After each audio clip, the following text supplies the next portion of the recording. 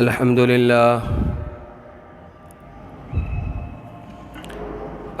لله رب العالمين والعاقبة للمتقين والصلاة والسلام على خاتم الأنبياء والمرسلين وعلى آله وأصحابه أجمعين. أما بعد،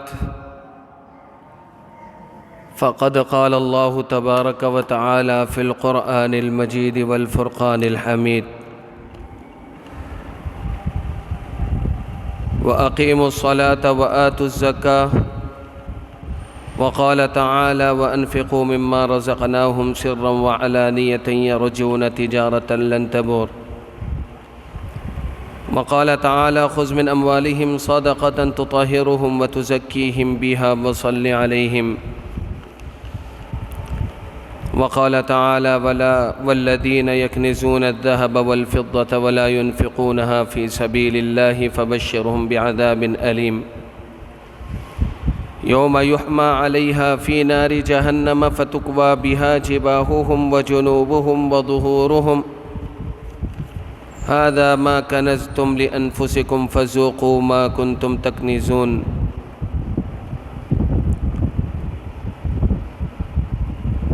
وعن ابن عباس رضي الله تعالى عنه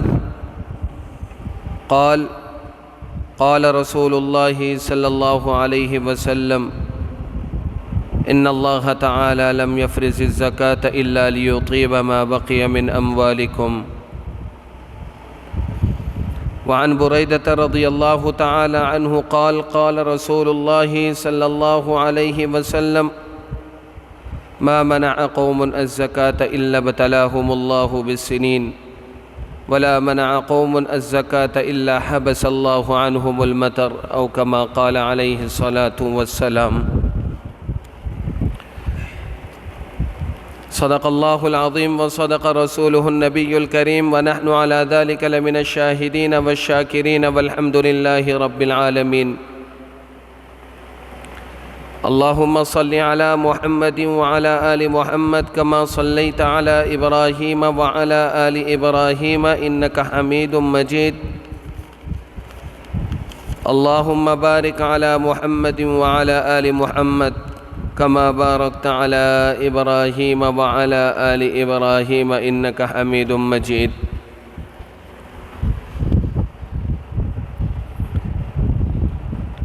میرے انتہائی واجب الاحترام، قابل تکریم حضرات بزرگان دین اور میرے ہر دل عزیز ساتھیوں،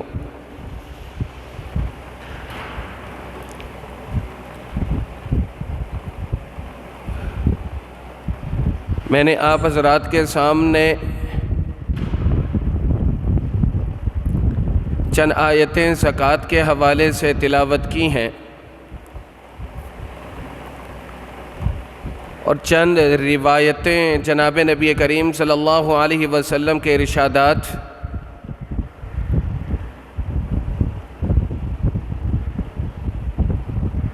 آپ حضرات کو پڑھ کر سنائیں۔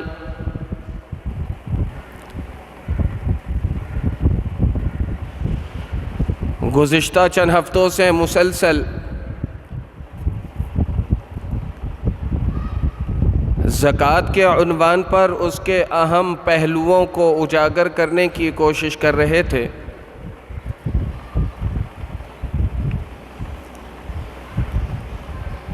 میرے عزیزو، گزشتہ تمام تر بیانات جتنے بھی 3-4 ہفتے میں ہوئے ہیں،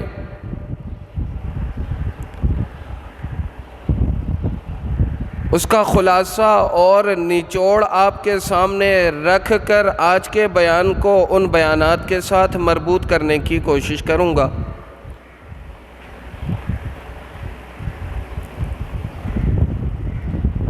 میرے عزیزو، زکوٰۃ انتہائی اہم ترین فرائض میں سے ہے۔ دینی فرائض میں نماز کے بعد جو سب سے زیادہ اہمیت ہے وہ زکوٰۃ کو حاصل ہے۔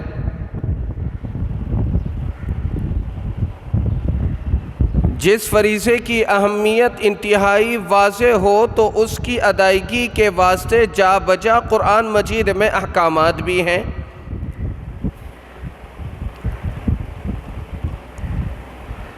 اور جناب نبی کریم صلی اللہ علیہ وسلم کے ارشادات کے تناظر میں اگر دیکھا جائے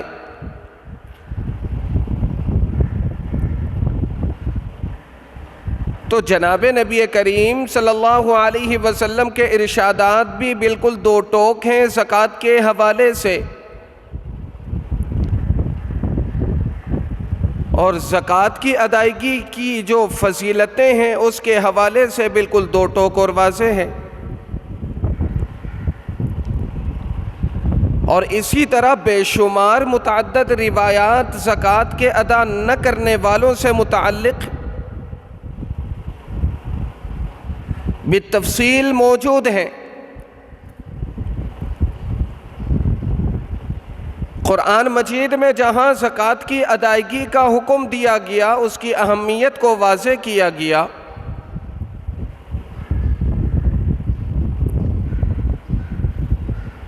وہیں زکوٰۃ کے ادا نہ کرنے کی صورت میں اللہ کی طرف سے جو وعیدیں ہیں،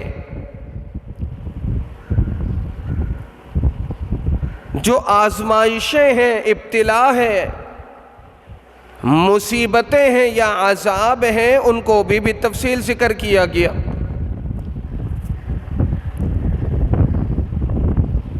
وعیدوں کو ذکر کر کے در حقیقت اوامر سے متعلقہ جو احکامات ہیں قرآن میں، حدیث میں، ان اہمیت کو ان آیتوں کی اسی طرح جناب نبی کریم صلی اللہ علیہ وسلم کے ارشادات کو مزید مضبوط کرتے ہیں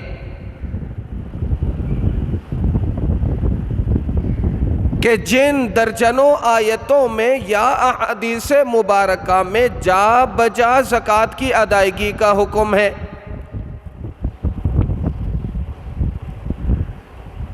اب لازمی سی بات ہے کہ جس کی ادائیگی کا حکم ہو اس کو ادا نہ کرنے پر وعیدیں ہوں،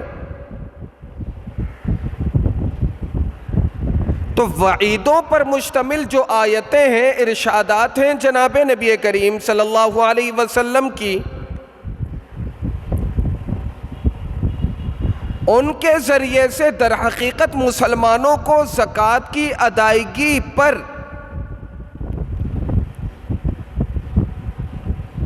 یا زکوٰۃ کی اہمیت کو واضح کر کے ان کو زکوٰۃ کی ادائیگی پر مجبور کرنا ہے۔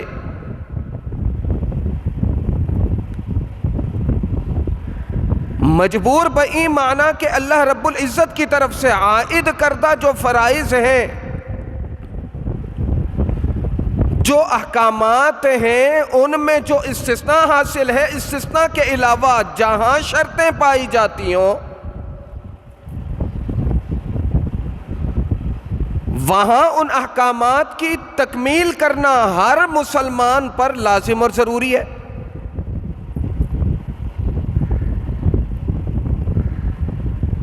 یوں زکوٰۃ کی ادائیگی سے متعلق بھی تفصیلات موجود ہیں، ادا نہ کرنے کے حوالے سے یا زکوٰۃ ادا نہ کرنے والوں کے حوالے سے جو وعیدیں ہیں وہ بھی تفصیل کے ساتھ موجود۔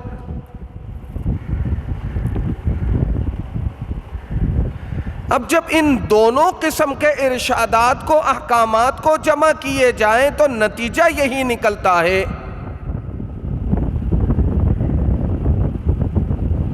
کہ زکوٰۃ سے متعلقہ جو تفصیلات ہیں اس کو جان کر زکوٰۃ کی ادائیگی کے لیے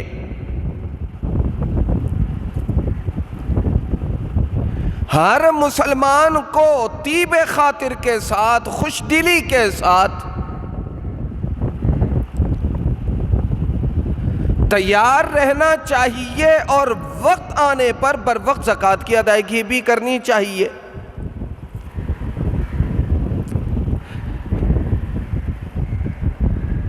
اور زکوٰۃ کی ادائیگی کے احکامات جہاں کہیں بھی ہیں وہاں دو بنیادی باتیں جناب نبی کریم صلی اللہ علیہ وسلم نے ذکر فرمائی۔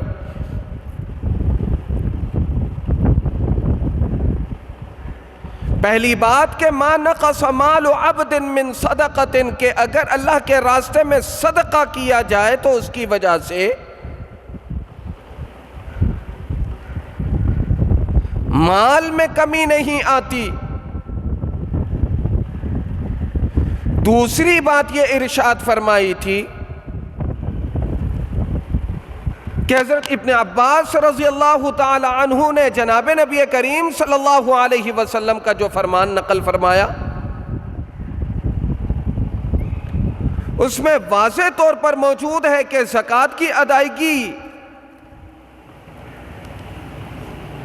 در حقیقت اپنے پاس جو انسان کے پاس مال ہے اس مال کو پاک کرنے کے لیے ہے۔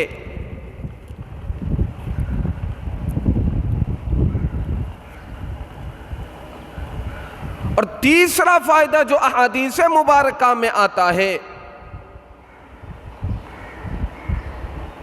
وہ یہ ہے کہ زکوٰۃ کی ادائیگی یا صدقات کی ادائیگی کی وجہ سے انسان پر سے بلائیں ٹلتی ہیں، مصیبتیں ٹلتی ہیں۔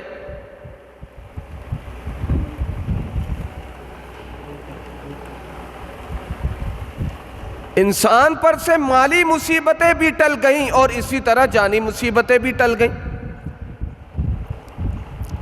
یہ تین بنیادی فوائد احادیث مبارکہ میں واضح طور پر موجود ہیں۔ سب سے پہلا فائدہ کہ زکوٰۃ یا صدقات کی ادائیگی کی وجہ سے مال میں کمی نہیں آتی۔ دوسرا فائدہ یہ ہے کہ اگر صاحب نصاب زکوٰۃ نکالے تو باقی ماندہ جو مقدار اس کے پاس رہ جائے مال کا وہ پاک ہو جاتا ہے۔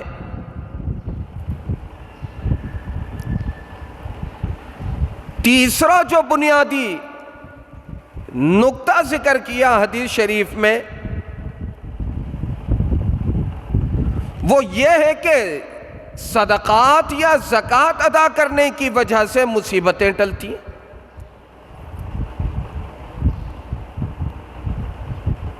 اب میرے عزیزو، گزشتہ تقریباً 4 ہفتوں سے مسلسل زکوٰۃ کی ادائیگی کی اہمیت کو واضح کر رہا ہوں، اور زکوٰۃ ادا نہ کرنے پر جو وعیدیں ہیں، جو اس کی نحوستیں ہیں مالی طور پر ہو یا جانی طور پر، اسے بھی واضح کر چکا۔ اب جب دونوں قسم کے احکامات واضح ہو گئے تو اب سمجھنا یہ ہے کہ زکوٰۃ کی تفصیلات کیا ہیں۔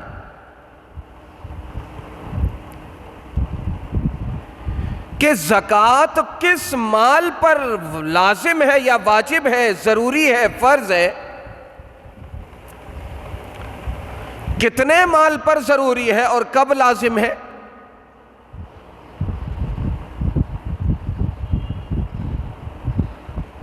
دوسری جو بنیادی بات ہے وہ زکوٰۃ کے مصارف ہیں کہ جو صاحب نصاب ہیں زکوٰۃ نکال رہے ہیں،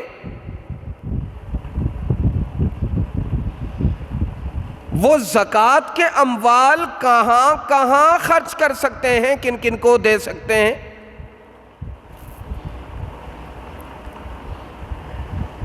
اگر یہ 4 بنیادی باتیں ذہن میں بیٹھ جائے کہ زکوٰۃ کی ادائیگی کا جو لزوم ہے قرآن اور حدیث کی روشنی میں، زکوٰۃ ادا نہ کرنے کی جو وعیدیں ہیں، زکوٰۃ ادا نہ کرنے والوں پر جو وعیدیں ہیں، وہ تیسرے نمبر پر کن صاحب نصاب پر زکوٰۃ لازم ہے، کن کن مال پر لازم ہے۔ چوتھے نمبر پر کہاں کہاں زکوٰۃ کا مال خرچ ہو سکتا ہے۔ جب زکوٰۃ کے حوالے سے یہ 4 بنیادی نکات یا 4 بنیادی باتیں اگر سمجھ میں آ جائیں تو دین کے اہم ترین فریضے میں سے جو دوسرا فریضہ زکوٰۃ کا ہے اس سے انسان کما حقہ سبکدوش ہو سکتا ہے، اور اگر ان تمام امور کو ملحوظ خاطر نہ رکھا جائے تو زکوٰۃ کی ادائیگی میں بھی گڑبڑ ہو سکتی ہے۔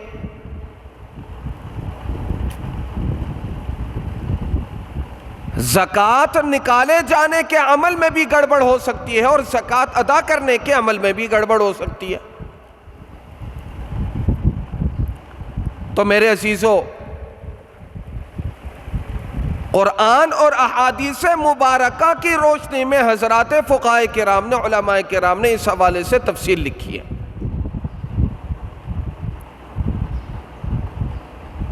چنانچہ بنیادی طور پر یہ بات ذہن میں بٹھانا ضروری ہے کہ 4 قسم کے بنیادی اموال ہیں کہ جن کی وجہ سے انسان صاحب نصاب ہوتا ہے۔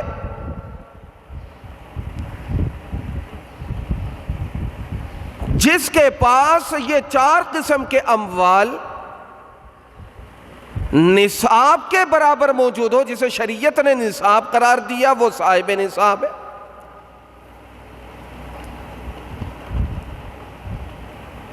اب وہ صاحب نصاب ہیں تو پھر اس پر زکوٰۃ کی ادائیگی لازم ہے۔ وہ 4 بنیادی چیزیں کیا کیا ہیں؟ نمبر 1، سونا اگر نصاب کے برابر ہے تو زکوٰۃ لازم۔ نمبر 2، چاندی اگر نصاب کے برابر ہے تو زکوٰۃ لازم۔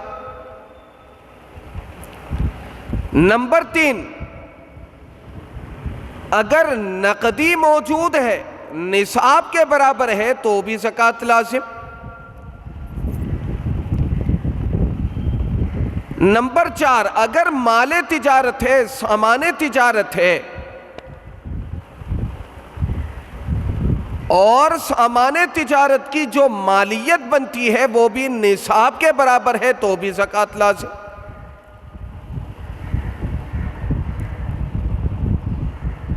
اب یہ 4 بنیادی چیزیں ہوا کرتی ہیں کہ جس کی وجہ سے عموماً انسان صاحب نصاب ہوتا ہے۔ اب آئیے سب سے پہلے نمبر پر، سب سے پہلے نمبر پر سونا ہے۔ سونا اگر کسی کے پاس 7.5 تولہ ہے، خالص سونا 7.5 تولہ ہے، چاندی اس کے پاس کوئی نہیں، سامان تجارت کوئی نہیں کہ جس کی مالیت نکال کر نصاب کے برابر کیا جائے، یا نقدی اس کے پاس کوئی نہیں، اگر اس کا نصاب خالص سونے کا 7.5 تولے کو پہنچ جائے، جس کا وزن میں گزشتہ ہفتے بھی بتا چکا 87 گرام 480 ملی گرام ہے، جسے عربی میں احادیث کی کتابوں میں، فقہ کی کتابوں میں 20 مثقال سے تعبیر کیا گیا ہے۔ تو ایسے شخص پر صاحب نصاب ہونے کی وجہ سے زکوٰۃ لازم ہے۔ اب جس کسی شخص کے پاس یہ 7.5 تولہ سونا موجود خالص، مرد ہو یا عورت، عاقل ہے، بالغ ہے، مکلف ہے، تو ایسے تمام افراد پر 7.5 تولہ میں زکوٰۃ لازم ہے۔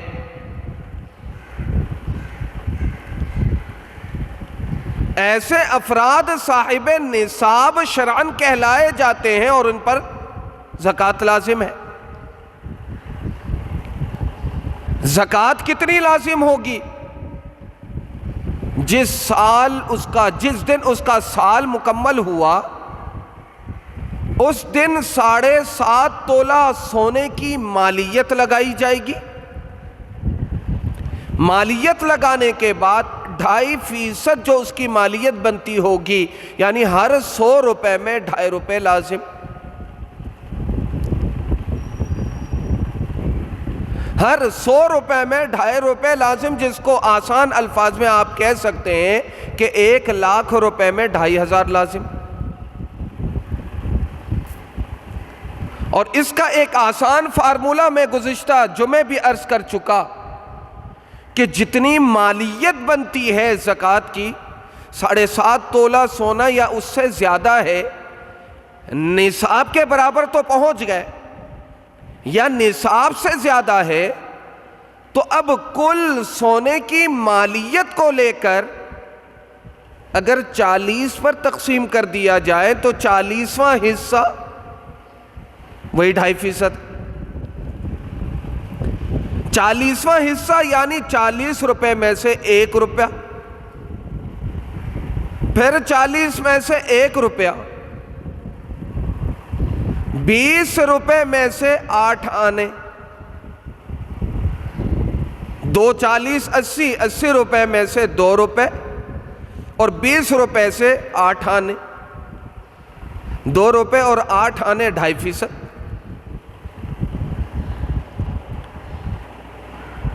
جس شخص کے پاس بھی یہ مقدار نصاب کا موجود ہے وہ شخص صاحب نصاب ہے اور اس پر 2.5% زکوٰۃ لازم ہے۔ اور دوسرے نمبر پر جو نصاب کا معیار ہے وہ چاندی ہے۔ اگر کسی شخص کے پاس سونا تو موجود نہیں، خالص چاندی موجود ہے، سامان تجارت بھی کوئی نہیں، نقدی بھی کوئی موجود نہیں، تو ایسا شخص 52.5 تولہ چاندی کی مالیت اگر اس کے پاس موجود ہے یا 52.5 تولہ چاندی اس کے پاس موجود ہے، جسے گرام کے اعتبار سے دیکھا جائے تو 612 گرام اور 360 ملی گرام، جسے فقہائے کرام نے 200 درہم کہا۔ اور یہ بھی بتا دوں کہ مقادیر شرعیہ یعنی جو شرعی اوزان ہیں ان میں 1 مثقال جو ہوا کرتا ہے وہ 10 درہم کا ہوا کرتا ہے، 20 درہم سونے میں 20 مثقال سونے میں نصاب کے برابر ہے، اور اگر 20 مثقال کو 10 کے ساتھ ضرب دیا جائے تو 200 درہم بنتے، تو 200 درہم جو ہے وہ چاندی کا نصاب ہے۔ جس کسی کے پاس 200 درہم چاندی موجود ہو جو 52.5 تولہ چاندی کے برابر ہے، تو اس شخص پر جس دن سال مکمل ہو اس دن کی مالیت کو نکال کر 2.5% زکوٰۃ نکالنا، یعنی کل رقم کا 40واں حصہ بطور زکوٰۃ کے نکالنا لازم اور ضروری۔ نمبر 3، تیسرا معیار جو ہے وہ زکوٰۃ کا سامان تجارت ہے، یعنی جو اشیاء مارکیٹ میں آپ تیار کر کے فروخت کرتے ہیں یا جو اموال جو چیزیں آپ فروخت کرنے کے لیے خریدتے ہیں، یہ سامان تجارت کہلائے جاتے ہیں۔ یہاں یہ بات سمجھنا ضروری ہے کہ آپ کی کمپنی میں، آپ کی فیکٹری میں، آپ کے کارخانے میں جو مشینریاں آلات لگے ہوئے ہیں، خواہ ان کی مالیت کتنی ہی مہنگی ہو۔ مثال کے طور پر مشینی کمپیوٹرائز جو ہے وہ آج کل کے کڑھائی والے کپڑے ملتے ہیں، بڑی بڑی جو ہے وہ پرنٹ کرنے والی مشینیں ملتی ہیں، لاکھوں کروڑوں کی مالیت ہوتی ہے۔ فیکٹریوں میں سامان تیار کرنے کے لیے مشینیں ہوتی ہیں، لاکھوں کروڑوں کی مالیت ہے۔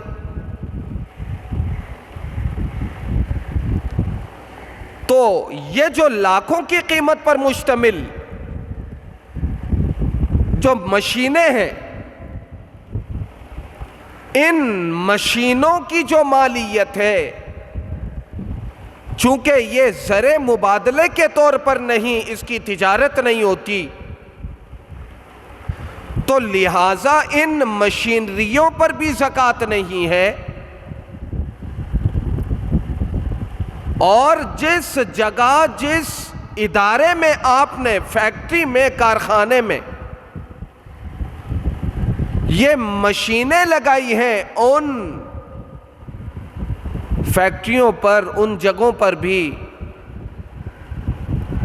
زکوٰۃ لازم نہیں ہے، خواہ وہ کتنی ہی مالیت کے کیوں نہ ہو۔ کروڑوں کی فیکٹری کی زمین ہے، اربوں کی ہے، کروڑوں کی مشینیں لگی ہوئی ہیں، اگر حساب کتاب ان خام مال کا، اس پراپرٹی کا کیا جائے تو یہ کل اس کی مالیت بنتی ہے اربوں میں۔ مالیت بنتی ہے اربوں میں، لیکن 7.5 تولہ سونا موجود نہیں، 52.5 تولہ چاندی موجود نہیں۔ سامان تجارت جس کا تبادلہ کیا جاتا ہے، جس کو خریدا جاتا ہے، بیچا جاتا ہے، کہ جسے بیچ کر، خرید کر زر مبادلہ کا آپس میں تبادلہ ہوتا ہے، وہ موجود نہیں، یعنی سامان تجارت بھی نہیں۔ اسی طرح نقدی کوئی موجود نہیں۔ تو یہ بات یاد رکھیے گا کہ اتنی بڑی فیکٹری یا کارخانہ یا اس میں جو قیمتی بیش بہا قیمت کی جو مشینیں لگی ہیں، ان کی وجہ سے اس پراپرٹی کا جو مالک ہے یا مشینوں کا جو مالک ہے وہ صاحب نصاب نہیں ہوگا، اس پر زکوٰۃ نہیں آئے گی۔ سامان تجارت میں صرف وہ چیزیں شامل ہوتی ہیں کہ جسے آپ اپنی فیکٹری میں یا کارخانے میں مشینوں کے ذریعے سے تیار کرتے ہیں اور مارکیٹ میں فروخت کرتے ہیں، یہ سامان تجارت میں شامل ہے۔ اب مثال کے طور پر فیکٹری ہے، کارخانے ہیں، کسی کا تھلہ ہے، سامان تیار کرنے کے لیے بڑی بڑی قیمتی مشینیں مثال کے طور پر رکھی ہوئی ہیں، مختلف آلات رکھے ہوئے، ان آلات اور مشینوں پر تو زکوٰۃ نہیں آئے گی، ان کی وجہ سے صاحب مشین یا وہ زمین کا جو مالک ہے وہ صاحب نصاب نہیں ہوگا۔ ہاں، صاحب نصاب جو چیزیں وہ تیار کر رہا ہے، سال کے اختتام پر ان تیار شدہ چیزوں کی مالیت دے کر وہ صاحب نصاب ہونے کا اعتبار کرے گا یا نہیں کرے گا۔ اسی طرح سامان تجارت میں وہ تمام تر چیزیں بھی شامل ہیں کہ جو بڑے بڑے شاپنگ مالز میں ہیں، دکانوں میں ہیں، اسٹوروں میں ہیں، وہ جنرل آئٹم ہو، کھانے پینے کے ہوں یا دیگر آئٹم ہو، لیکن تجارت کے طور پر ہے۔ اب سال کے اختتام پر ان کی مالیت کو دیکھا جائے گا، اور گزشتہ ہفتے بھی میں کہہ چکا، ان کی مالیت کا اعتبار جو کیا جائے گا وہ مارکیٹ کو دیکھ کر کیا جائے گا، کہ جس طرح سونا چاندی میں سال مکمل ہونے کے بعد اس کی مارکیٹ ویلیو دیکھی گئی، یعنی اس کی قیمت دیکھی گئی، پھر زکوٰۃ نکالا گیا، اس کی مالیت دیکھی گئی، پھر زکوٰۃ کو ادا کیا گیا، پھر زکوٰۃ نکالی گئی۔ اسی طرح جو سامان تجارت ہے، سال مکمل ہونے پر ان کی مالیت دیکھی جائے گی کہ مارکیٹ میں اس کی کیا ڈیمانڈ ہے۔ اب جو ڈیمانڈ اس کی مارکیٹ میں ہوگی، مالیت جو مارکیٹ میں ہوگی، جسے تاجر لوگ مارکیٹ ویلیو کہتے ہیں، وہ لگانے کے بعد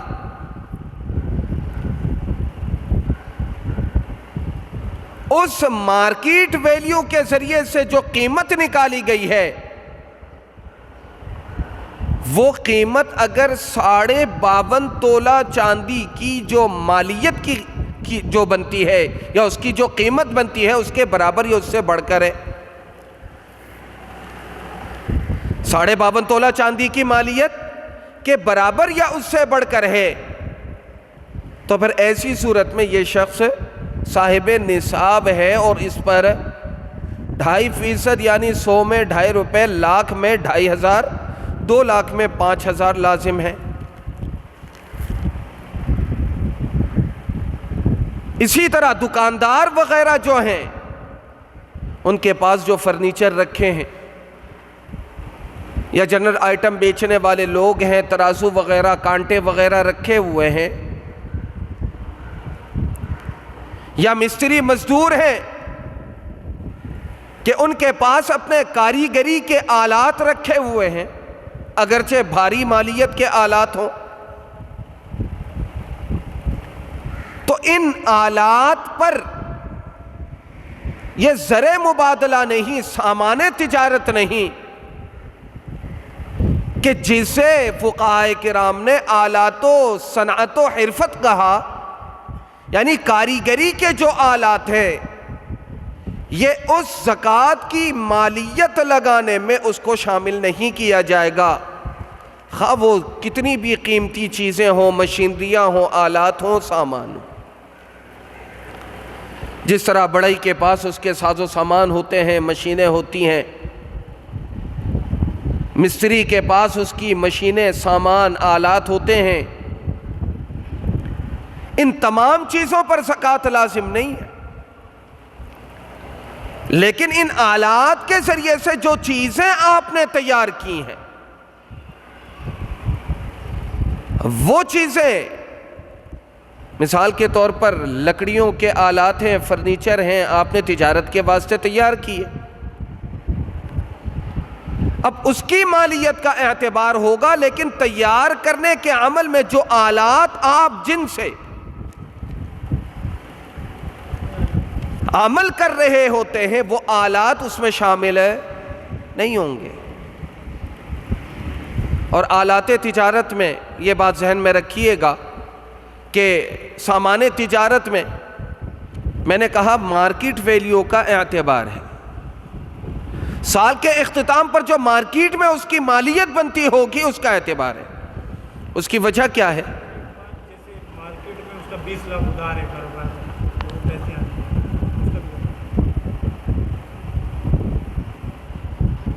تو اس کی جو مالیت ہے اس کا اعتبار کیا جائے گا۔ کیوں؟ اس وجہ سے کہ ہو سکتا ہے اس کی قیمت خرید کم رہی ہو، بعد میں اس کی قیمتیں بڑھ گئی ہوں،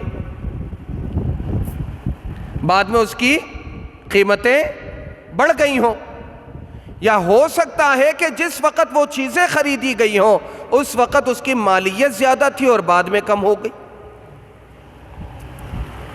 اب اگر صرف قیمت خرید کا اعتبار کیا جائے گا تو قیمت خرید تو آپ کی زیادہ تھی مثال کے طور پر، اب قیمت فروخت اس کی جو ہے وہ گر چکی، یا قیمت خرید آپ کی کم تھی، اب اسے مہینہ آدھ کے بعد، مہینہ 4 کے بعد اگر آپ اسے فروخت کرتے ہیں تو اس کی مالیت کیا ہو گئی؟ بڑھ گئی۔ تو ایسے میں آپ نے ان تمام تر چیزوں کی سال کے اختتام پر جو مارکیٹ میں اس کی قیمت بنتی ہوگی آپ نے اس کا اعتبار کرنا ہے، پہلی بات۔ دوسری بات یہ ہے کہ ایک تو یہ ہے کہ عمومی تاجروں کے یہاں اس کی ایک مالیت طے ہے، ایک قیمت وہ ہے جو آپ گاہک کے اعتبار سے خود طے کرتے ہیں، کہ مارکیٹ میں عموماً اس کا جو ریٹ ہے وہ مثال کے طور پر 200 روپے میں، اور آپ گاہک دیکھ کر کوئی شریف آدمی ہے تو 300 میں بھی بیچ دیتے ہیں، اور اگر کوئی بہت زیادہ شریف ہو تو 400 میں بھی بک جاتی ہے وہ چیز، اور اگر کوئی ہوشیار قسم کا آدمی ہے تو 250 میں۔ لیکن مارکیٹ میں اس کی ویلیو کیا ہے؟ تاجر آپس میں اگر اس چیز کا لین دین کریں گے تو کس مالیت پر کریں گے؟ وہ مالیت بنتی ہے مثال کے طور پر 200 روپے، تو آپ نے زکوٰۃ کے نصاب میں جو سامان تجارت آپ کے پاس تیار ہے یا دکان میں موجود ہے، تو آپ نے تاجروں کے درمیان جو اس کی قیمت بنتی ہے اس کے اعتبار سے نصاب کی مالیت کو دیکھنا ہے اور نصاب کی قیمت کو دیکھنا ہے۔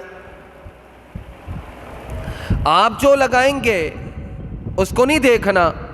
کیونکہ آپ نے جو لگانا ہے وہ تو کوئی حتمی رقم تو آپ کے پاس نہیں ہے، کیونکہ آپ نے تو ارادہ کیا ہوا ہے جیسا گھاک آئے گا، جس طرح گھاک کو جو ہے وہ ہم ذہن سازی کر سکے، جس طور پر کر سکے اس طور پر بیچ دیں گے، تو وہ تو فکس مال آپ کے پاس متعین مال نہیں ہے۔ تو میرے عزیزو، سامان تجارت یا دکان میں جو چیزیں آپ کے پاس ہیں، سال کے اختتام پر آپ نے مارکیٹ کی قیمت کا اعتبار کر کے آپ نے زکوٰۃ نکالنی ہے۔ اگر تمام اشیاء کی مالیت 52.5 تولہ چاندی کے برابر یا اس سے تجاوز کر جائے تو پھر ایسی صورت میں 2.5% لازم ہے، یعنی 100 روپے میں 2.5 روپے، لاکھ میں 2.500۔ نمبر 3، اگر کسی کے پاس نہ سونا موجود، نہ چاندی موجود، نہ سامان تجارت موجود، لیکن اس کے پاس نقدی موجود ہے رقوم کی صورت میں، رقوم کی صورت میں نقدی موجود ہے، تو ایسا شخص اگر اس کے ملکیت میں جو رقوم ہے وہ 52.5 تولہ چاندی کی مالیت کے برابر پہنچ جائے یا اس سے تجاوز کر جائے، تو اس شخص پر بھی زکوٰۃ لازم ہے۔ اور یہ بات گزشتہ ہفتے بھی میں کہہ چکا، 52.5 تولہ چاندی کی جو مالیت ہے وہ 1 تولہ سونے کی مالیت سے آدھی ہے، یہ بات ذہن میں رکھنا ضروری ہے۔ تو چوتھے نمبر پر جو زکوٰۃ کا معیار ہے وہ کیا ہے؟ پہلے نمبر پر سونا، دوسرے نمبر پر چاندی، تیسرے نمبر پر سامان تجارت، اور چوتھے نمبر پر اگر کسی کے پاس نقدی موجود ہے تو وہ نقدی اگر 52.5 تولہ چاندی کی مالیت کے برابر پہنچ جائے سال کے اختتام پر، تو اس شخص پر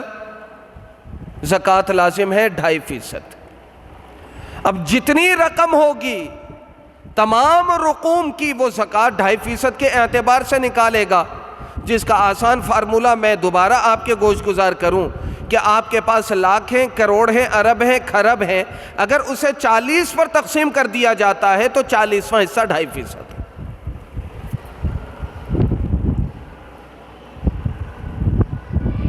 تو یہ 4 بنیادی چیزیں ہیں کہ جن کی وجہ سے انسان صاحب نصاب بن جائے تو زکوٰۃ لازم ہوتی ہے۔ اب کوئی شخص اگر ایسا ہے کہ جس کے پاس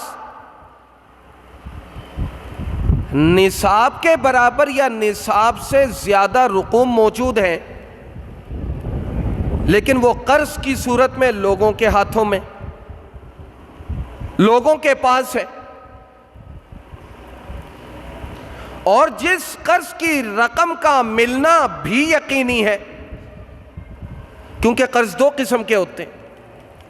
ایک قرض کی رقم وہ ہے کہ جس کا ملنا یقینی ہے، سامنے والا اتنے مستحکم جو ہے وہ پوزیشن میں ہے کہ جو آپ کے ساتھ طے شدہ وقت ہے اس میں وہ آپ کو ادا کر بھی دے گا یا تھوڑا آگے پیچھے کر کے دے دے گا۔ اور بعض قرض کی رقم وہ ہوتی ہے کہ جو آپ نے دے تو دی، واپسی کا کوئی راستہ نہیں ہوتا۔ اگر اس سے مطالبہ کیا جائے تو وہ یہ کہتا ہے کہ بھائی میرے پاس تو کھانے کو بھی نہیں ہے، میرے بچے خود مانگ مانگ کے کھا رہے ہیں۔ اگر مہلت دے دیتے ہو، جب کبھی اللہ دے دے گا، بس امید کے ساتھ پیوستہ شجر سے امیدیں باہر رکھ، اس امید پر جیتے رہو، کبھی اللہ دے دے گا تو لے لینا۔ اور بظاہر دنیا کا نظام چونکہ ظاہر پر ہے، ظاہر حال کو دیکھا جائے، اس کے پاس اپنا گزر بسر کا روکھی سوکھی کھا کر اپنا جو ہے وہ گزارا کرنے کا انتظام بھی نہیں ہے۔ اب اس سے مطالبہ کرو تو کہتا ہے کہ جو نا مجھے لے جاؤ، یا اگر زیادہ اس پر جبر کرو تو کہتے ہیں کہ مجھے جو ہے وہ حوالات میں بند کروا دو، کم از کم ادھر 2 وقت کی روٹی عزت کے ساتھ تو ملے گی، یہاں تو 2 وقت کی روٹی بھی جو ہے وہ مانگ کر لینی پڑتی۔ اگر قرضے کی رقم اس نوعیت کی ہے کہ جس کی واپسی متوقع بھی ہے اور یقینی بھی ہے، اس قرض کی رقم کو بھی جو آپ نے کسی کو بطور قرض کے رقم دی ہے، وہ قرض کی رقم آپ نصاب میں شامل کریں گے، اور نصاب میں شامل کر کے آپ اس کی بھی 2.5% زکوٰۃ نکالیں گے۔ اور اصل حکم اس قرض کے جو ہے وہ رقم کے حوالے سے یہ ہے کہ وہ قرض کی رقم جب کبھی آپ کو ملے گی تو سابقہ تمام سالوں کی زکوٰۃ نکالنا آپ پر ضروری ہے۔ تو فقہاء کرام نے آسانی کے لیے یہ کہہ دیا کہ جب وہ رقم آپ کو جب کبھی ملے گی اور یقینی بھی ہے اس رقم کا ملنا، تو سابقہ تمام سالوں کا حساب پھر آپ کو لگانا پڑے گا۔ اس سے بہتر یہ ہے کہ اس رقم کو اپنے مال کے ساتھ ملا کر نصاب کو دیکھ لیا جائے۔ اگر تو آپ کا مال نصاب کے برابر پہنچ جاتا ہے تو پھر 2.5% زکوٰۃ نکال دیں۔ پھر آسانی یہ ہوگی کہ جب وہ رقم آپ کو حاصل ہوگی، جب کبھی بھی حاصل ہوگی، تو گزشتہ سالوں کی زکوٰۃ آپ پر لازم اور ضروری نہیں ہوگی۔ گزشتہ سالوں کی زکوٰۃ آپ پر لازم اور ضروری نہیں ہوگی۔ کیوں؟ اس وجہ سے کہ گزشتہ سالوں کی زکوٰۃ آپ اس قرض کی رقم میں سے، اس رقم کے تناسب سے آپ نکالتے رہے۔ مثال کے طور پر 1 لاکھ روپے قرض ہے اور 1 لاکھ روپے آپ کے پاس نقدی ہے، لازمی سی بات ہے کہ 2 لاکھ روپے میں 2.5% 5,000 بنتے ہیں، آپ نے 5,000 زکوٰۃ نکال دی۔ دوسری بات اس میں کہ قرض کی وہ رقم جو آپ کسی کو دیتے ہیں، دینے کے بعد یا تو جو مقروض ہے اس کا پتہ تو ہے، پیسوں کا واپس ملنا یقینی نہیں ہے۔ جب کبھی آپ مطالبہ کرتے ہیں، چھوٹا سا چہرہ بنا کر بچوں کا واسطہ دے کر آپ سے معذرت کر لیتا ہے، یا بے شمار لوگ ایسے بھی ہوتے ہیں کہ آپ سے لیا، شہر ہی چھوڑ کے چلے گئے، نہ کوئی عطا پتہ، نہ کچھ رابطہ نمبر بھی نہیں، اس کے کوئی جاننے والے بھی نہیں کہ جس سے مطالبہ کر کے آپ یہ تو پوچھ سکیں کہ بھائی واپس دے گا یا نہیں، اگر دینا ہے واپس تو میں زکوٰۃ نکالوں، اگر واپس نہیں دینی تو نہ نکالوں۔ بے شمار ایسے لوگ بھی ہوتے ہیں جو دوسروں کا مال شیر مادر سمجھ کے کھا کے پیٹ بھر کے ڈکار بھی نہیں لیتے اور جا کے جو ہے وہ آرام سے پرسکون زندگی گزار رہے ہوتے ہیں۔ یہ خوف بھی نہیں ہوتا کہ قیامت والے دن اللہ اس مال کی وجہ سے پکڑ کرے گا، کیونکہ حدیث شریف میں آتا ہے الا لا يحل مال امرئ الا بطیب نفس الا لا تظلموا۔ جناب نبی کریم صلی اللہ علیہ وسلم نے فرمایا الا کان کھول کے سن لو، ہوشیار ہو جاؤ، لا تظلموا، کسی پر ظلم زیادتی نہ کرنا۔ اور یہ بات یاد رکھنا کہ وہ ظلم زیادتی جو آپ حقوق اللہ کے اعتبار سے کرتے ہیں وہ الگ ہے، حقوق العباد کے اعتبار سے کرتے ہیں وہ الگ ہے۔ حقوق اللہ کے اعتبار سے جو آپ نے کیے، گڑگڑانے کی وجہ سے اللہ کی ذات سے پر امید ہو سکتے ہیں کہ اللہ معاف کر دے گا، اللہ معاف کر سکتا ہے، بغیر کسی عمل کے بھی نجات کا پروانہ آپ کے ہاتھ میں دے سکتا ہے، وہ قادر مطلق ہے،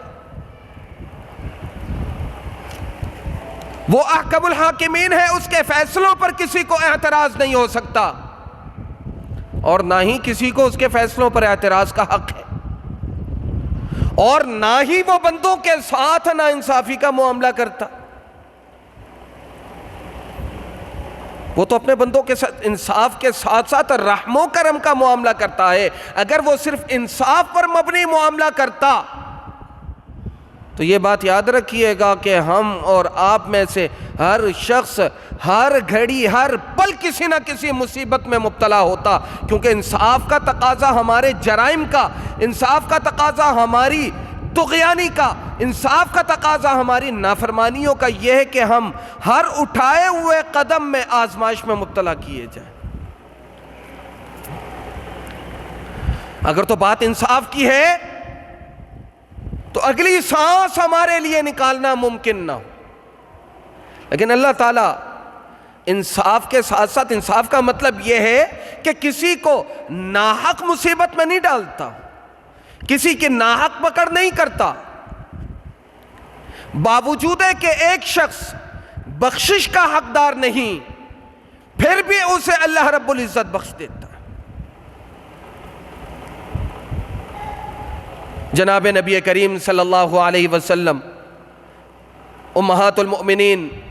میں سے حضرت عائشہ صدیقہ رضی اللہ تعالی عنہ کو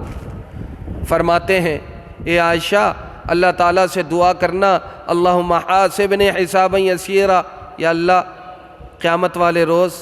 میرا حساب کتاب تھوڑا ہلکا کرنا، ہلکا حساب کتاب کرنا۔ آپ کا حساب کتاب ہوتا کسی پر یا کسی کا آپ پر حساب کتاب ہوتا، آپ کہتے ہیں تھوڑا ہلکا حساب کتاب کرنا، وہ کیا کرتا ہے ہر صفحے میں سے 5-10 روپے کاٹ دیتا ہے۔ آپ نے کہیں سے تھوک میں راشن اٹھایا، کہتے ہیں کہ یار تھوڑا حساب کتاب دیکھ کے کرنا، وہ کیا کرتا ہے ہر سامان میں سے 5-5 10-10 روپے اور مزید کم کر دیتا ہے۔ یہ ہے حساب کتاب میں آسانی۔ حضرت عائشہ صدیقہ رضی اللہ تعالی عنہ کو جناب نبی کریم صلی اللہ علیہ وسلم نے فرمایا، اے عائشہ اللہ تعالیٰ سے دعا کیا کرو، اللہم حاسبنی حسابا یسیرا، یا اللہ میرا حساب تو کرنا لیکن آسانی والا معاملہ کرنا۔ حضرت عائشہ صدیقہ رضی اللہ تعالی عنہ بھی امت کی فقیہہ تھی، پلٹ کے فرمایا، یا رسول اللہ من نوقش عذب، جس کا حساب کتاب ہو گیا وہ بچ کہاں سکتا ہے؟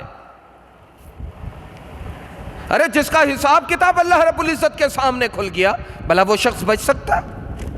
یہ تو ناممکن ہے۔ انسان کے اعمال اتنے مضبوط نہیں کہ اس کے حساب کتاب کے نامہ اعمال کو، اس دفتر کو، رجسٹر کو، کتاب کو کھولا جائے، اس کتاب کی بنیاد پر وہ اپنے اعمال نامے کی بنیاد پر اس کی نجات بھی ہو جائے۔ یہ تو بہت مشکل کام۔ جناب نبی کریم صلی اللہ علیہ وسلم نے فرمایا، اے عائشہ بات یہ نہیں ہے، یہ جو تم نے کہا یہ بالکل برحق ہے کہ جو حساب کتاب میں آ گیا وہ بچ نہیں سکتا، لیکن حاسبنی حسابا یسیرا کا مطلب یہ ہے کہ نامہ اعمال کا پورا ریکارڈ کھولا جائے، حرفن حرفن دیکھا جائے، نامہ اعمال بخشے جانے کے قابل نہ ہو تو بھی دائیں ہاتھ میں کتاب دے کر اللہ کہہ دے جا تو اس قابل تو نہ تھا، جا تیری آج بخشش کر دی۔ یہ ہے حساب یسیر۔ نامہ اعمال جو ہے وہ دائیں ہاتھ میں دے کر کہہ دیا جائے اس قابل تو نہ تھا کہ تیری بخشش ہوتی، جا آج میں نے اپنی قدرت کا جو ہے وہ، آج میں نے اپنی قدرت اور رحمت کا مظہر دکھلاتے ہوئے تیری بخشش کر دی۔ میرے عزیزو، حقوق اللہ تو معاف ہو جاتے ہیں، اللہ تعالیٰ معاف کر دیتا ہے، وہ اپنے بندوں پر بہت ہی کریم ذات ہے، وہ اپنے بندوں پر رحم و کرم کرنے والا ہے۔ لیکن یہ بات یاد رکھیے گا کہ حقوق العباد معاف نہیں ہوتے جب تک کہ اس حق کو ادا نہ کیا جائے، اس حق کو ادا نہ کیا جائے یا معافی نہ کروا لی جائے۔ اگر کسی نے کسی شخص کا حق دبا لیا، کھا لیا، کھا کر ادا نہ کیا، غائب ہو گیا، تو مجھے یہ بتاؤ کہ آپ نے حق معاف کروا لیا؟ آپ نے حق کی ادائیگی کر لی؟ نہ آپ نے وہ قرضہ ادا کیا، نہ اس قرضے کے حوالے سے مسکینوں والا چہرہ بنا کر اس کے سامنے دست بستہ اس سے معافی مانگ کر اس سے سہولت مانگی کہ خدا کے واسطے مجھے معاف کر دو، میرے میں ہمت نہیں ہے ادا کرنے کی۔ وہ صاحب حق ہے، وہ صاحب حق ہے، اپنا اختیار استعمال کر کے یا تو آپ کو کہے گا کہ بھائی میں معاف نہیں کر سکتا، مہلت مزید دے دیتا ہوں، یا آپ سے کہے گا میں نے معاف کر دیا۔ ان دو صورتوں میں اگر آپ نے حق کی ادائیگی کی تبھی آپ سبکدوش ہو سکتے ہیں، اگر معاف کروا لیا تبھی سبکدوش ہو سکتے ہیں۔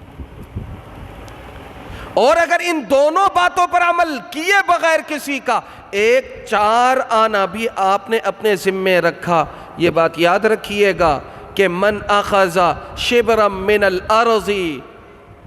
کہ ظلمن، کہ جس کسی نے زمین کا ایک بالش، کیا حیثیت رکھتا ہے؟ کیا حیثیت رکھتا ہے؟ پڑوسی ہے، آپس میں دیوار ہے، کچھ سالوں کے بعد ابا مر گیا، اماں مر گئی، بچے بڑے ہو گئے، دوسرے پڑوسی نے دعویٰ کر دیا کہ یہ دیوار تو میری ہے۔ اب مجھے یہ بتائیے کہ دیوار کی جو بلاک کی جو موٹائی یہ وہ 5 انچ کی ہے، پلستر دونوں طرف 1-1 انچ کی، کتنے انچ کا جو ہے وہ کی دیوار ہے؟ 7 انچ کی دیوار ہے۔ اس 7 انچ کی جگہ کی وجہ سے تم نے اپنے آپ کو عذاب کا حقدار بنا لیا۔ اللہ تعالیٰ زمین کے اس ٹکڑے کو، جو ٹکڑا تم نے غصباً کسی سے وصول کیا، جبراً کسی سے لیا، اسی زمین کو اٹھا کر اس غاصب کے گلے کا توق بنا دیا جائے گا اور اس کے بوجھ کی وجہ سے وہ شخص زمین پہ دھسا دیا جائے گا۔ آج ہم میں سے ہر شخص جو بااثر ہوتا ہے وہ بنایا جا رہا ہے۔ باپ کی جاگیر ہے، پوچھنے والا کون ہے؟ بااثر ہیں۔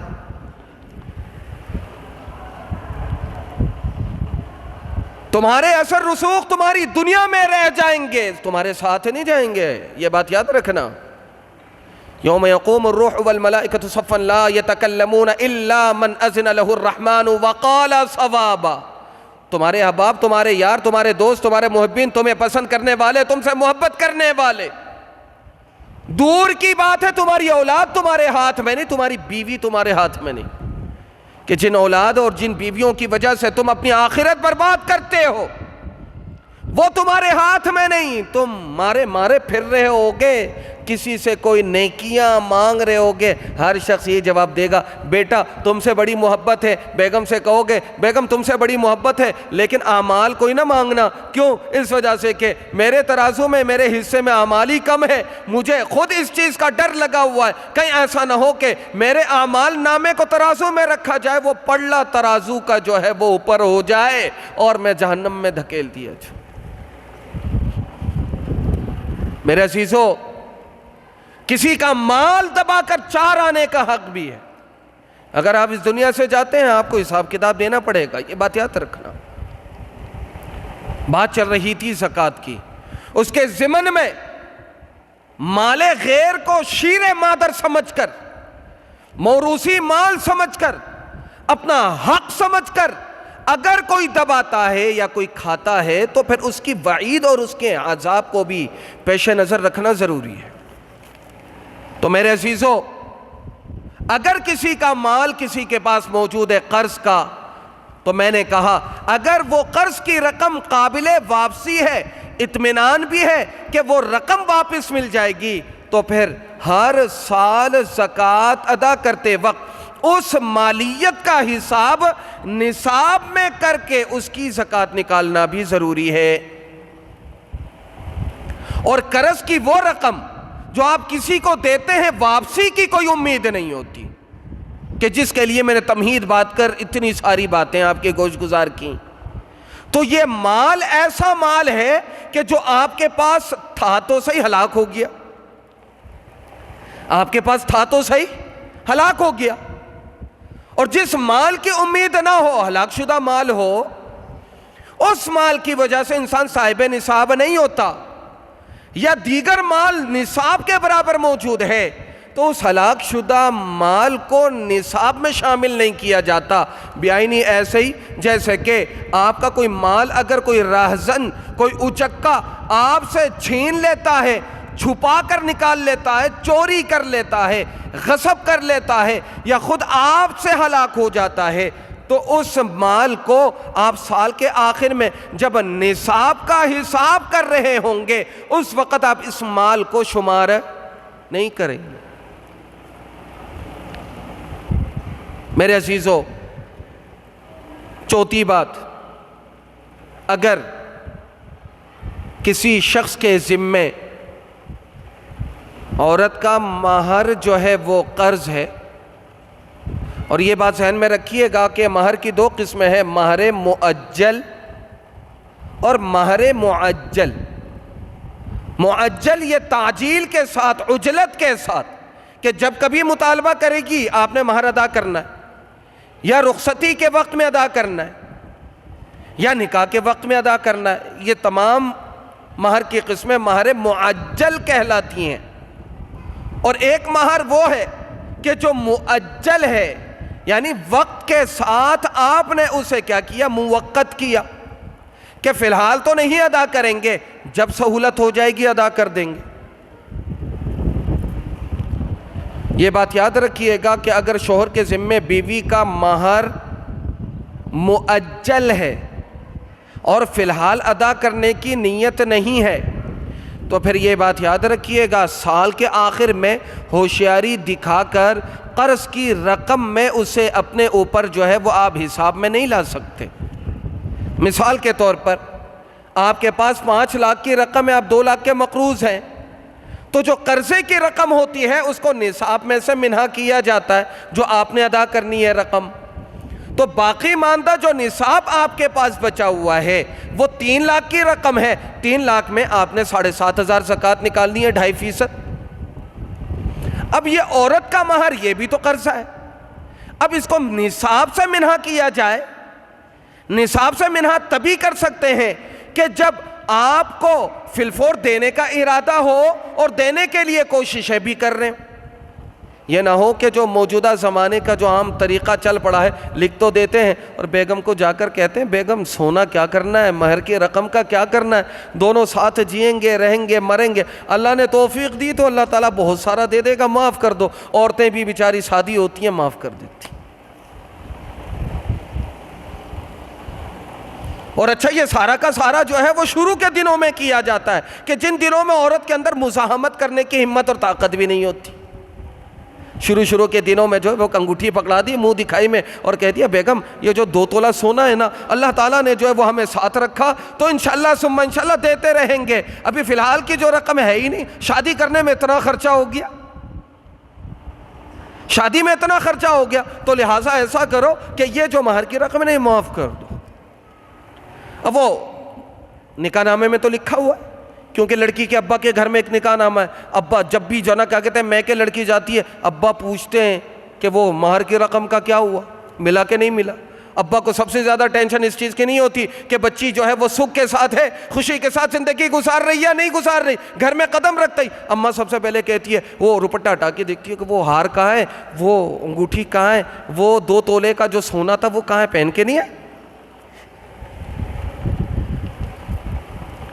تو یہ بات یاد رکھیے گا کہ اس قسم کے مہر کو قرضوں میں منہا نہیں کر سکتے آپ۔ ہاں مہر معجل جو ہے عند الطلب جو ادا کیے جانے والا جو مہر ہے اس کی وجہ سے یعنی وہ اگر آپ کے ذمہ واجب الادا ہے کہ جب طلب کرے گی ادا کرنا ہے، وہ تو آپ کے اوپر جو ہے ننگی تلوار کی طرح ہے، کیونکہ جب طلب کرے گی آپ نے ادا کرنا ہے، نہیں تو پنچایت بیٹھ جائے گی۔ اب یہ والی جو مہر کی مقدار ہے، رقم ہے یا سونا ہے یا چاندی ہے، آپ اپنے نصاب میں سے اس مقدار کو منہا کریں گے، کاٹیں گے، اور باقی نصاب کو دیکھیں گے کہ وہ نصاب کے برابر ہے کہ نہیں۔ اگر تو اس کی مالیت 52.5 تولہ چاندی کی مالیت کے برابر ہے، تب تو آپ کے اوپر جو ہے وہ کیا ہے، 2.5% زکوٰۃ لازم۔ اور چوتھی بات یہ ہے کہ عموماً متوسط گھرانے کے لوگ جو ہے کمیٹیاں بھرا کرتے ہیں، کمیٹی بھرا کرتے ہیں۔ یہ بات یاد رکھیے گا، کمیٹی اگر مثال کے طور پر کسی شخص کو پہلی، دوسری، تیسری کمیٹی مل گئی، پہلی، دوسری، تیسری کمیٹی مل گئی، آسانی کے لیے ایک مثال میں دے دوں، منتھلی 10,000 ہے، 10 افراد ہے، بلکہ جو ہے وہ 10 افراد پر مشتمل ہے،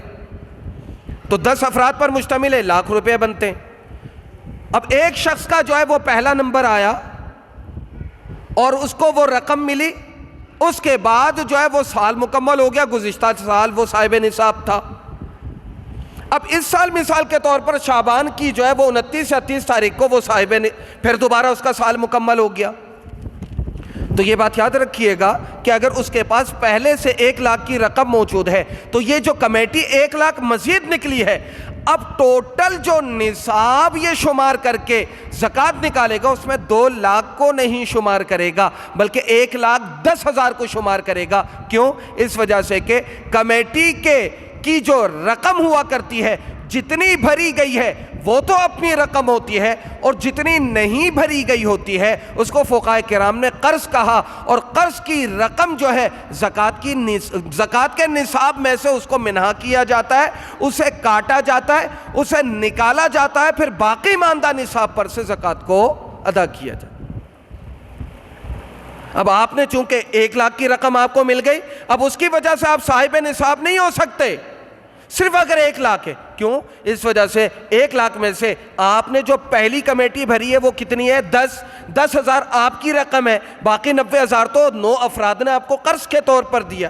کیونکہ کمیٹی کے اصول تو یہی ہے کہ ایک جو آپ ادا کر رہے ہیں، آپ کو جو کمیٹی مل رہی ہے 10,000 آپ کی ہوتی ہے، باقی 90,000 9 افراد کے، ہر فرد کا 10,000 روپے آپ کے اوپر قرض ہوتا ہے۔ یہ باہمی اتفاق کے ساتھ 10 افراد طے کر لیتے ہیں کہ ایک مہینے سب مل کے تمہیں قرض دیں گے، ایک مہینے تمہیں قرض دیں گے، سارے ایک مہینے تمہیں قرض دیں گے، تاکہ خطیر رقم ہمارے پاس آ جائے اور ہم ضرورت پوری کر لیں۔ 5ویں بات، میرے عزیزو، پرائز بونڈ وغیرہ لوگ جو ہے وہ خریدتے ہیں۔ اولاً تو پرائز بونڈ کے حوالے سے یہ بات یاد رکھیے گا کہ یہ جائز نہیں ہے، یہ سود میں شامل ہے۔ وجہ کیا ہے کہ اس کو سٹہ یا جوا کہا جاتا ہے۔ سٹہ اور جوا جو ہے، جس کی تعریف فقہاء کرام نے اس طور پر کی ہے، تعلیق المال علی الخطر، مال کو خطرے میں ڈالنا، خطرے میں اس طور پر ڈالنا، یا تو آپ کو مال زیادہ ملے گا یا کم ملے گا یا کل ڈوب جائے گا، یہ تینوں صورتیں سٹے میں شامل ہیں۔ تو پرائز بونڈ میں زیادہ بھی کم بھی، اس کو فقہاء کرام نے جائز نہیں کہا، اور جن لوگوں نے جائز کہا ان کی تحقیق کم ہے۔ اس حوالے سے پرائز بونڈ جب یہ سٹے میں شامل ہے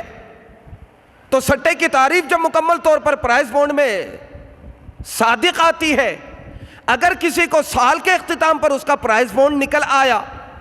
اور اگر 5,000 کے نوٹ میں اسے 1,00,000 کی رقم مل گئی، تو یہ بات یاد رکھنا کہ 95,000 جو آپ کو ملا یہ سود کی رقم ہے، یہ واجب التصدق ہے، اس کی وجہ سے آپ صاحب نصاب نہیں ہو سکتے۔ جس طرح کے مال حرام سے آپ صاحب نصاب نہیں ہو سکتے، سودی رقم سے آپ صاحب نصاب نہیں ہو سکتے، رشوت کی رقم سے آپ صاحب نصاب نہیں ہو سکتے۔ جب بھی نصاب کو آپ نے اکٹھا کرنا ہے، آپ نے سود کی رقم کو الگ کرنا ہے، خالص رقم کی آپ زکوٰۃ جو ہے وہ نکالیں گے، نصاب میں جو ہے وہ آپ خالص رقم کو شمار کریں گے، سودی رقم کو شامل نہیں کریں گے، جوا سٹے کی صورت میں حاصل ہونے والے حرام آمدن کو بھی شامل نہیں کریں گے، رشوت سے حاصل شدہ جو اموال ہے اسے بھی شامل نہیں کریں گے۔ تو یہ وہ بنیادی 4-5 جو ہے وہ اہم چیزیں تھی جو آپ کے گوش گزار کرنی تھی۔ اس کے علاوہ یہ زکوٰۃ کی رقم کہاں کہاں لگ سکتی ہے، وہ یہ بات یاد رکھیے گا کہ زکوٰۃ کی رقم اپنے اصول فروع پہ نہیں لگ سکتی۔ اس کے علاوہ ہر کسی کو آپ زکوٰۃ کی رقم دے سکتے ہیں۔ اصول فروع کا مطلب یہ ہے کہ باپ دادا، پڑ دادا، لکڑ دادا، سکڑ دادا، اور اسی طرح جو ہے وہ فروع کا مطلب یہ ہے کہ بیٹا، پوتا، پڑ پوتا، لکڑ پوتا، سکڑ پوتا، نیچے تک اور اوپر تک یہ ان کو زکوٰۃ نہیں دی جا سکتی۔ اس کے علاوہ جو ہے وہ سب کو زکوٰۃ دی جا سکتی ہے، لیکن یہ بات بھی یاد رکھیے گا کہ بیوی شوہر کو، شوہر بیوی کو زکوٰۃ نہیں دے سکتے، اور اسی طرح 2 بھائی آپس میں ایک دوسرے کو زکوٰۃ دے سکتے ہیں اس صورت میں جبکہ دونوں بھائیوں کا چولہا الگ ہو۔ میاں بیوی ایک دوسرے کو نہیں دے سکتے۔ نقطے کی بات یہ ہے کہ دونوں کا خون کا رشتہ نہیں، دونوں کا نسب کا رشتہ نہیں، لیکن ان دونوں کا جو رشتہ ہے اس میں ان کی منفعتیں متحد ہیں۔ چولہا ایک ہے، پتیلہ ایک ہے، پکتا ایک جگہ ہے، دونوں خرچ کرتے ہیں، ایک ہی پتیلے پہ خرچ کرتے ہیں، ایک ہی پتیلے سے کھاتے ہیں، اور جب اس ایک ہی پتیلے پر خرچ کریں گے اسی سے کھائیں گے، تو گویا کہ بیوی نے شوہر کو دیا، شوہر نے اس کا مال کھا لیا، جو ہے وہ شوہر نے بیوی کو دیا، اس نے پکا لیا، وہی چیز شوہر نے کھا لی۔ اسی طرح اگر بھائیوں کا دسترخوان چولہا مشترک ہے تو پھر ایک بھائی دوسرے بھائی کو زکوٰۃ نہیں دے سکتے۔ ایک بھائی دوسرے بھائی کو، بہنوں کو زکوٰۃ تبھی دے سکتے ہیں جب ان کا کھانا پینا الگ ہو، سیپریٹ ہو، کھانا پینا الگ ہو، چولہا جو ہے وہ ان کا الگ ہو۔ اگرچہ ایک گھر میں رہتے ہو، اگر سب کا کھانا پینا الگ ہے تو بھائی ایک دوسرے کو زکوٰۃ دے سکتے ہیں۔ اور تیسری بات زکوٰۃ کے مصارف کے حوالے سے کہہ دوں کہ جس شہر میں جو صاحب مال ہے اس پر لازم اور ضروری ہے کہ اپنے شہر کے لوگوں کو جو ہے وہ فوقیت دے، اور اپنے شہر کے لوگوں کو فوقیت دے تو سب سے پہلے اپنے گھر کے لوگوں سے شروع کریں۔ گھر کے لوگوں سے شروع کرو گے 2 قسم کے جو ہے وہ فوائد آپ کو حاصل ہوں گے، ایک تو زکوٰۃ ادا کرنے کا، صدقہ کا، ایک صلہ رحمی کا، قرابت داری کی رعایت اور لحاظ رکھنے کا۔ تو لہٰذا ہر شخص زکوٰۃ کی ادائیگی میں اپنے گھر کے لوگوں سے شروع کرے کہ جن جن پہ زکوٰۃ لگ سکتی ہو، جن جن پہ زکوٰۃ لگ سکتی ہو، ساس پر، سسر پر، داماد پر، بہو پر، اگر ان کا کھانا متحد نہیں ہے، مشترک نہیں ہے تو زکوٰۃیں لگ سکتی ہیں۔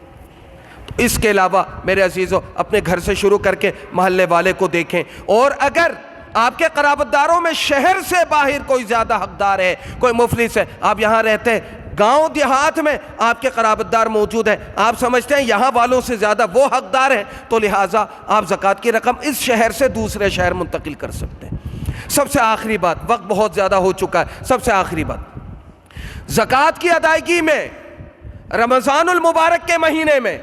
مختلف قسم کے لوگ مختلف NGOs کی صورت میں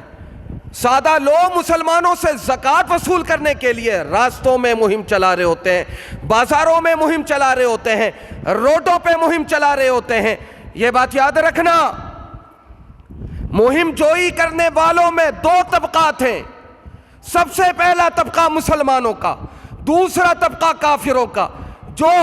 مسلمانوں کی تعریف جن پر صادق نہ آتی ہو، جو اسلام کے دائرے میں داخل نہ ہو، ایسے لوگوں کی مہم جوئی میں اگر آپ نے زکوٰۃ لگائے تو آپ کی زکوٰۃ ادا نہیں ہوگی۔ یہ بات یاد رکھیں کہ زکوٰۃ کی ادائیگی کے وقت میں جستجو کر کے اطمینان کرنے کی ذمہ داری آپ پر عائد ہوتی ہے۔ آنکھ بند کر کے ایسے لوگوں کو زکوٰۃ ادا کرنے سے آپ کی زکوٰۃ ادا نہیں ہوگی۔ خوبصورت عنوان لگا کر، مسلمانوں کا لبادہ اوڑھ کر، آپ سے زکوٰۃ وصول کر کے غیر مسلم آبادیوں پر لگاتے ہیں۔ مسلمانوں کے خلاف مہم جوئی کرنے والے جو عناصر ہیں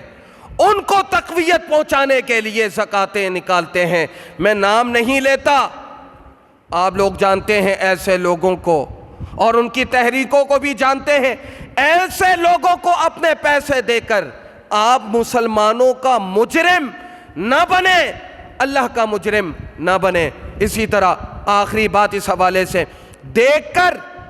مسلمانوں کا انتخاب کرے۔ اور مسلمانوں میں بھی فقہاء کرام نے واضح طور پر لکھا ہے کہ اگر ایک فقیر عالم ہے، دیندار ہے، سفید پوش ہے، اسے ایک جاہل فقیر پر جو ہے وہ برتری حاصل ہے۔ اور اس کے علاوہ میرے عزیزوں، میرے دوستوں، میرے بزرگوں، پورے پاکستان کے مختلف خطوں میں، مختلف مقامات میں، ہر گلی میں، ہر کوچے میں دینی ادارے موجود ہیں۔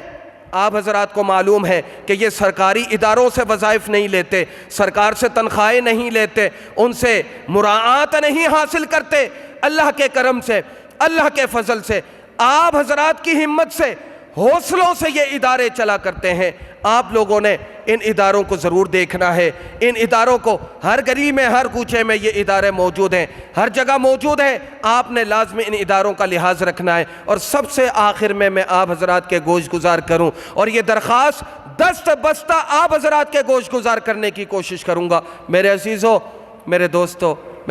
میرے بھائیوں، اس رمضان المبارک کے مہینے میں اپنے غزہ اور فلسطین کے ان معصوم بچوں کو، بچیوں کو، ان معصوم مسلمانوں کو کہ جو دریدہ آنچل تو ہیں، راشن تقسیم ہو رہا ہے، راستے میں لائن میں کھڑے ہیں بمباری کے زد میں، ہسپتالوں میں ہیں، فٹ پاتھ میں ہیں، بمباریوں کے زد میں ہیں۔ میرے عزیزوں، میرے دوستوں، میرے بزرگوں، ہم ایک دوسرے کو دیتے رہیں، کھاتے رہیں، پیتے رہیں، انسانیت، اخوت، بھائی چارگی کا مظاہرہ کرتے۔ آج 2 مہینے سے زیادہ ہو چکا، ہزاروں کی تعداد میں قتل عام ہو چکا، سر ڈھکنے کی جگہ نہیں، جہاں کہیں یہ پناہ لینے کی کوشش کرتے ہیں وہاں بمباری شروع ہو جائے۔ میرے عزیزوں، ان لوگوں کے ساتھ معاونت کرنے کے بجائے کہ جنہوں نے انسانیت کا روپ دھار کر، بھیڑیا کا لباس زیب تن کر کے، آپ کا مال کھا کر اپنے آپ کو تناور کر کے آپ کو نوچ کھانے کے لیے دوڑتے، ایسے لوگوں کے بجائے قبلہ اول کے ان معصوم لوگوں کو نظر انداز نہ کرنا۔ آپ رمضان کے لیے تیاریاں کر رہے ہیں، وہ مسجد کے لیے ترس رہے ہیں۔ رمضان کے روزے تو دور کی بات ہے، عبادت تو دور کی بات ہے، مساجد کے لیے ترس رہے ہیں۔ آٹے کے نام پر، روٹی کے نام پر معصوم بچے گھاس توڑ توڑ کے کھا رہے ہیں۔ شرم و حیا کی بات ہے، دینی غیرت اور حمیت کی کمی کی بات ہے۔ وجہ یہ ہے کہ ہم نے ان غیر مسلم عناصر کی تیار کردہ جو پروڈکٹ ہے وہ اپنے گھروں میں، اپنے خون میں اتنا شامل کر لیا کہ ہمارے وجود سے غیرت نام کی چیز ہی ختم ہو چکی۔ کیونکہ حرام کھانے والا، اس کے لبوں میں، لہجوں میں تاثیر نہیں رہتی، اس کی دعاؤں میں تاثیر نہیں رہتی۔ اگر ان مسلمانوں کے معصوموں کے قاتلوں کی تیار کردہ چیزیں کہ جسے ہم کھاتے ہیں اور انہیں ہم زر مبادلہ کے طور پر جو چیزیں انہیں ہم دیتے ہیں، انہی کے ذریعے سے ہم مسلمانوں پر قتل عام کیا جاتا ہے۔ میرے عزیزو، یاد رکھنا، ان رمضان المبارک کے مہینے میں 2 کام آپ نے کرنے ہیں۔ ان فلسطینی بھائیوں کی رعایت رکھنی ہے، بہنوں کی، ماؤں کی، معصوموں کی رعایت کرنی ہے۔ جن اداروں پر، جن لوگوں پر آپ کو بھروسہ ہے، ان کو جا کر تعاون کیجئے، ان بھائیوں کے لیے کیجئے، ان مسلمانوں کے لیے کیجئے۔ نمبر 2، اس رمضان المبارک کے مہینے میں ہم پاکستانی ساختہ چیزیں استعمال کریں گے، یہودیوں کے مصنوعات سے مکمل طور پر بائیکاٹ کریں گے۔ روزہ جیسی عظیم عبادت کو کرنے کے لیے، اس روزے کو رکھنے کے لیے، افطار کرنے کے لیے، جس کے حوالے سے حدیث شریف میں جناب نبی کریم صلی اللہ علیہ وسلم نے فرمایا کہ جس نے لسی کا 1 گھونٹ افطار کے وقت میں کسی مسلمان کو پلایا، اللہ رب العزت قیامت کے روز اسے حوض کوثر سے سیراب کرے گا۔ افطار کا عمل اتنا عظیم عمل ہے،